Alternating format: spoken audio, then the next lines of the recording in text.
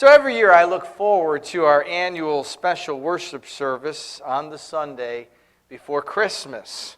And I hope and pray that everyone has a very, very happy and a very, very healthy holiday season filled with joy and peace.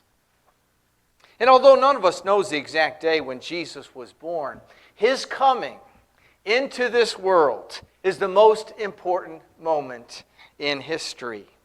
And with regard to our salvation, the coming of Jesus is the beginning of our salvation. Jesus is God's gift to us. And salvation is indeed a gift. It cannot be earned or purchased. It must simply be received. None of us will ever receive a gift as great in all of our lives as the gift of Jesus. So during this Christmas season, you'll likely receive some other gifts as well. I heard the story about a boy who got a guitar for Christmas from his uncle. And after the holidays, the uncle came for a visit and said, and the little boy said to him, he said, "Thank you so much for the guitar you gave me for Christmas. It's the best gift I've ever gotten." His uncle said, "So have you learned how to play it?" He said, "Oh, no, I don't play the guitar. My mother pays me $1 a day not to play the guitar during the day. And my father pays me $5 a week not to play the guitar during the night." It's the gift that keeps on giving. I've named today's sermon Miracle on First Century Street because I want to use the classic Christmas movie Miracle on 34th Street to illustrate some important spiritual truths. How many of you have seen that 1947 film, Miracle on 34th Street? Quite a few of you have seen it. One of my favorites. The film stars Maureen O'Hara and John Payne and a very young Natalie Wood. It's a Thanksgiving tradition. Oh, okay. Interesting. We'll go over here then. So it's a Thanksgiving tradition for NBC to air the film after the annual Macy's Thanksgiving Day Parade each year. Now, there have been 4 remakes of the film, and there's been a Broadway musical of it as well. Of the ones I've seen, I like the original the best. So let me give you the Reader's Digest version of the story. If you know the story, you'll enjoy hearing it again, and if you don't know the story, we'll bring you up to speed. So the Miracle on 34th Street is a story that takes place in New York City following the annual Thanksgiving Day Parade, right? And leaves people wondering whether or not a certain department store Santa is the real thing. As the story progresses, we discover that Maureen O'Hara's character, named Doris Walker, has been disappointed in life and in love. She's determined to make sure that her 9-year-old daughter, Susan, a very young Natalie Wood, is raised with no illusions about life. And so for little Susan, there's no fairy tales, there's no make-believe, and there's certainly no Santa Claus. Now, Susan's a bright little girl with a strangely adult seriousness about her, as you can imagine, being raised in that way by her mother, right?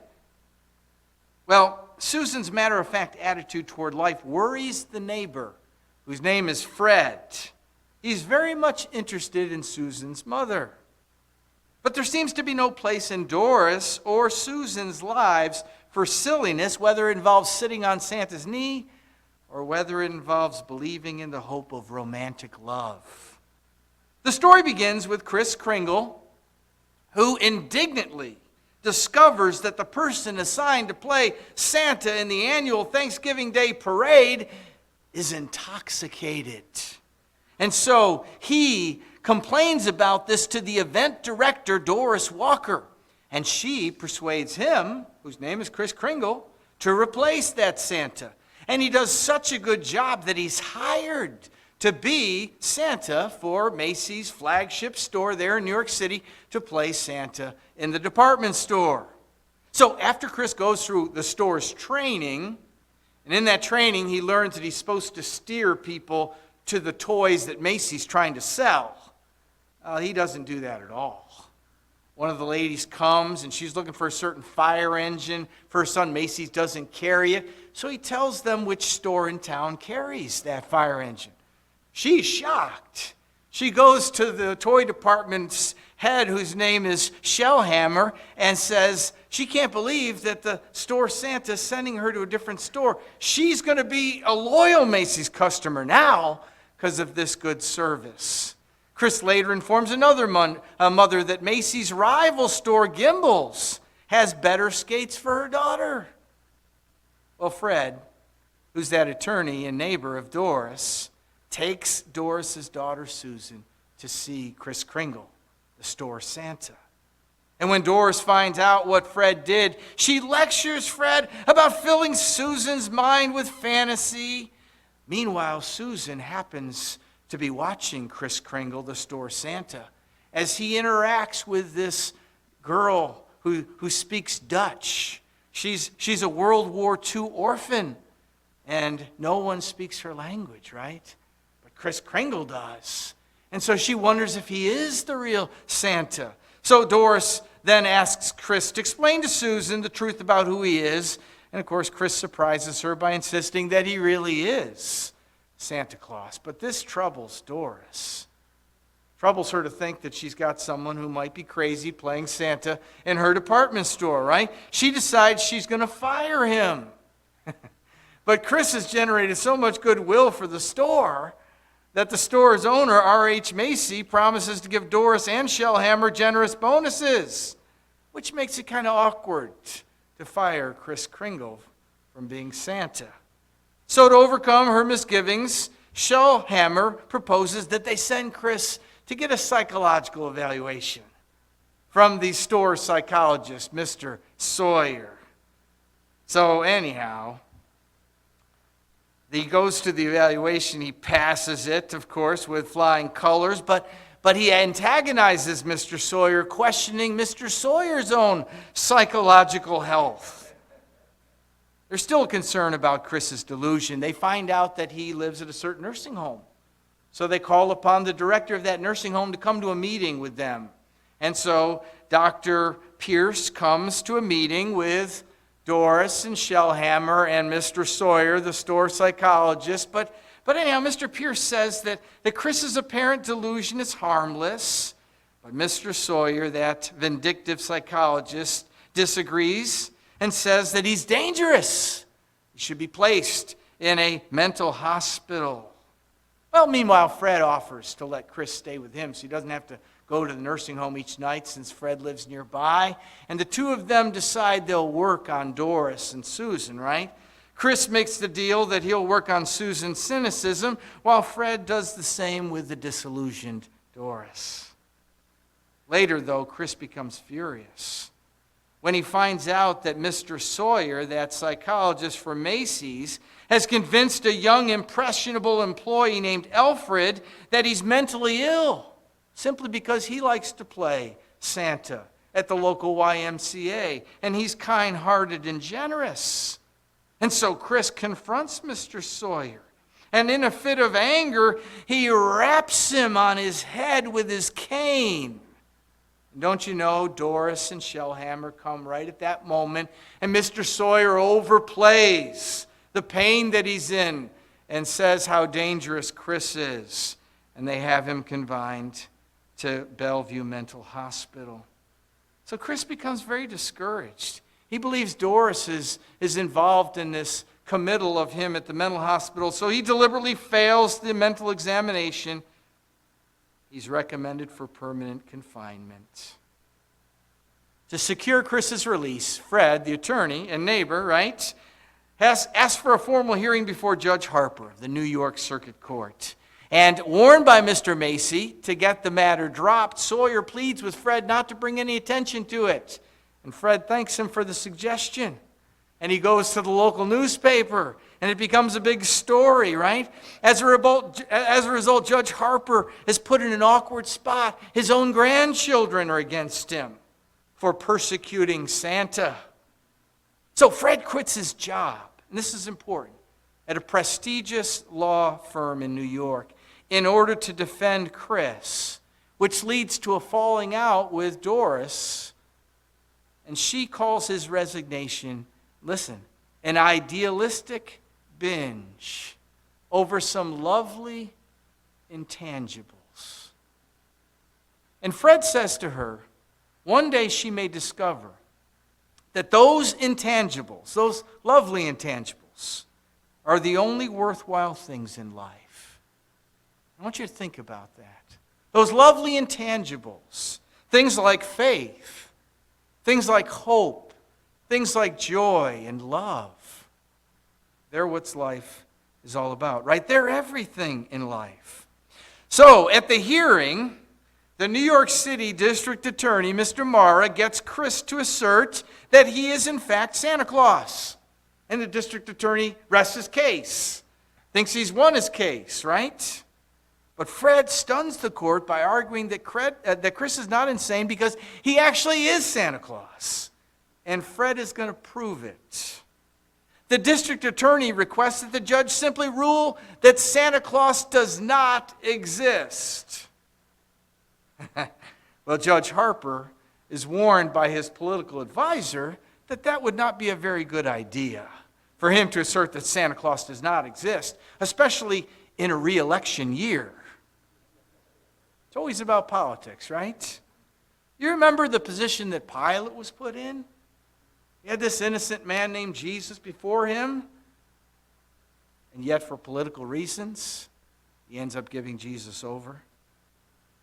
So the judge buys time by deciding, I'll hear evidence about this before I make a ruling.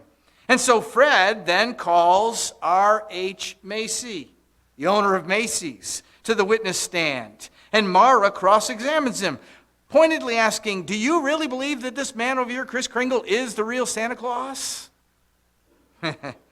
Well, Mr. Macy, realizing that denying Chris would ruin his Christmas sales, and remembering the expressions on the children's faces when they saw Chris, he says, I do believe he is Santa Claus.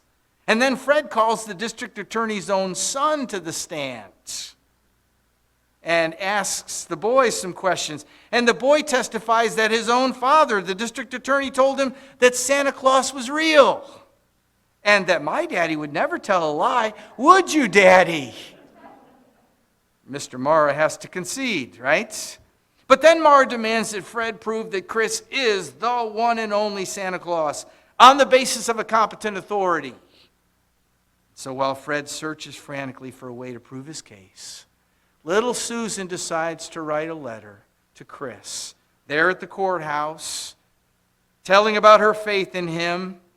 And Doris, her mother, signs it and puts it in the mail. So the mail sorter down there at the mail place gets this letter to Kris Kringle, Santa, at the courthouse, and a light bulb goes off in his head. We've got thousands and thousands of letters addressed to Santa in our dead letter office file, right?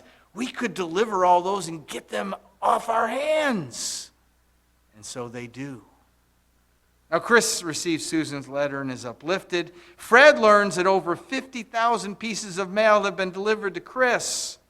Seizing the opportunity, Fred goes into court and establishes that the United States Post Office is the authority for recognizing who's who, right? And they don't ever deliver mail to the wrong person. He presents Judge Harper with 3 letters addressed only to Santa Claus and notes that the post office has delivered these to his client, Kris Kringle. And Fred nonchalantly admits, now, I have further exhibitions if you'd like to see them. And the judge says, I want all of the evidence here on my desk. And then in comes all of the post carriers, right, carrying those big bags, all those letters, and they dump them out right there on the judge's desk. That's my favorite moment in the movie. Fred then argues that the United States Post Office, a branch of the federal government, accepts that Chris is the one and only Santa Claus. And very conveniently, Judge Harper rules in favor of Chris, saying, since the United States government declares this man to be Santa Claus, this court will not dispute it. Case dismissed. Now there's more to the story of the movie. But you're going to have to watch the rest of the movie to see how Chris delivers that Christmas gift that Susan had asked for.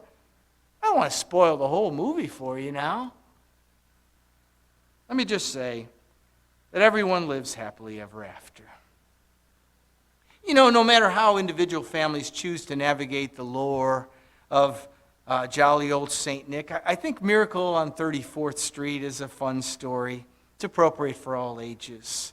And I think parents can even use it to draw a distinction between that which is fictional and that which is biblical. The film's identity on trial story is kind of a perfect segue to the questions of the identity of Jesus. Who really is Jesus? Is Jesus the Son of God? Is Jesus really the Lord? Or is he a liar? Or is he a lunatic? There are only three possibilities, right? He's either telling the truth, and he is the Lord, or he's a liar, and he knows it, or he's a lunatic and doesn't know it.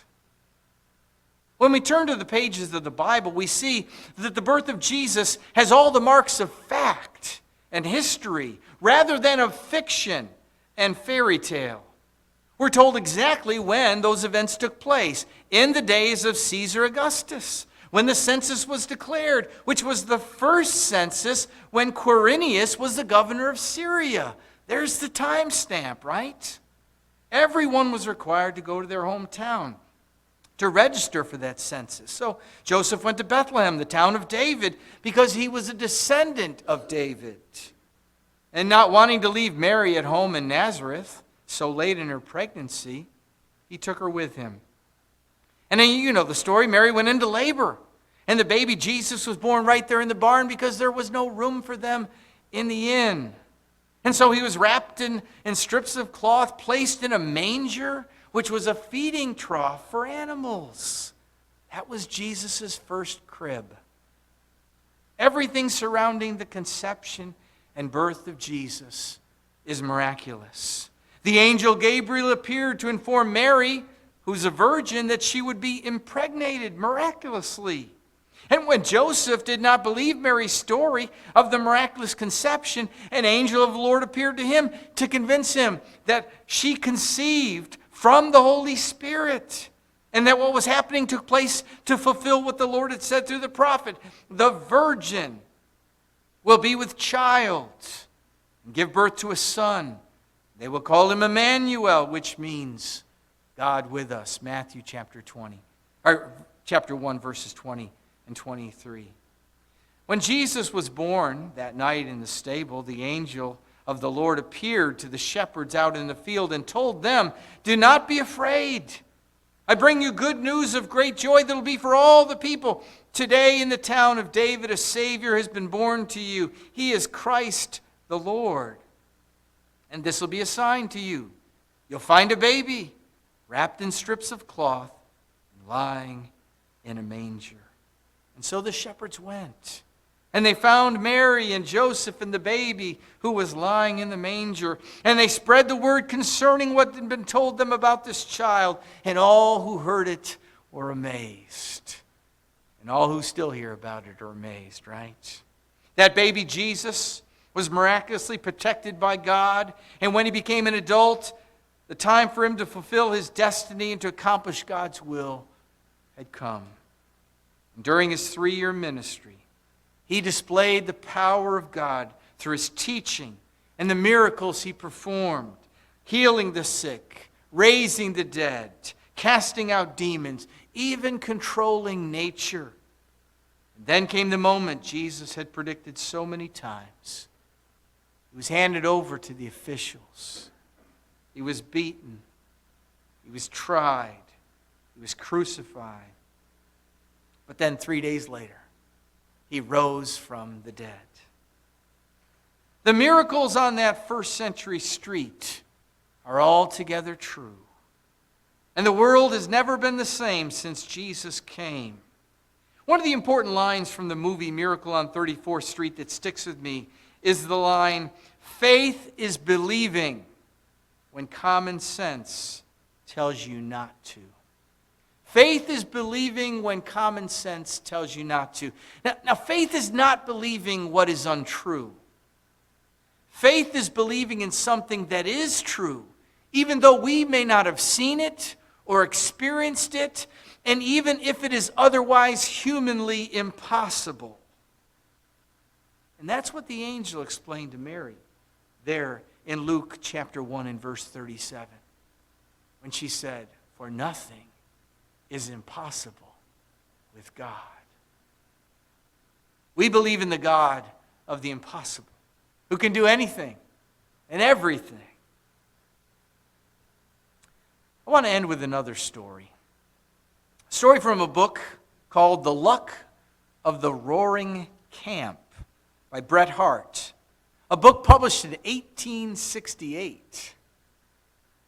Roaring Camp was the meanest, toughest mining town in all the West. It really was a horrible place to live.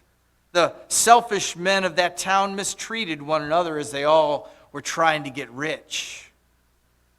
There was only one woman living in this town, a woman of questionable character, questionable career. That woman became pregnant, and then she died while giving birth. And those awful, mean men took her baby, and they put that baby in a box for a crib with some rags for some bedding. One of the guys said he didn't think this looked too good, right? So he jumped on his horse, and he rode 80 miles to buy a beautiful rosewood crib. He brought it back, and they put the baby in this beautiful crib.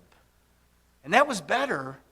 But then somebody said, "But those rags, we need some new blankets." And so somebody else just rode into town and came back with some silk blankets. And that was much better. Before long, someone noticed that the baby probably wasn't too safe on that dusty floor, and so a few of the guys got down on their hands and knees and scrubbed that floor spotless.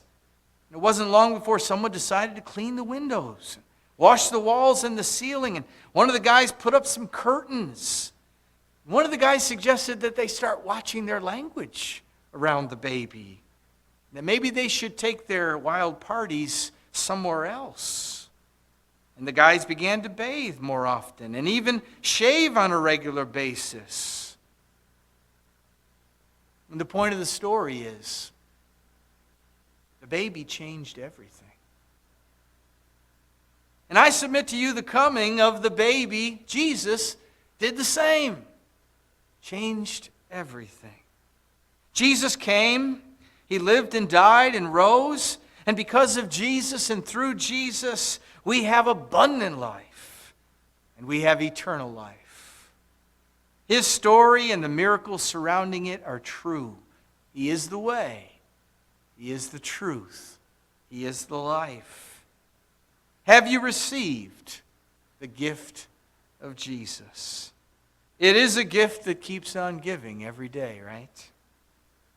But our first and most important response is to believe in the miracle of Jesus. And he is indeed a miracle. The miracle of his conception and birth. The miracle of his life and ministry. The miracle of his death and resurrection. And the miracle of his promised return. Are you putting your faith in Jesus? Are you striving to live a life of faithfulness to his teachings and his mission? I hope so. Let us know if we can help you confess your faith in Jesus and be baptized into Christ. Or let us know how we can help you with growing your faith in Christ. Those who believe in Jesus should be filled with joy because Jesus came, has brought salvation, and we know that Jesus is coming again.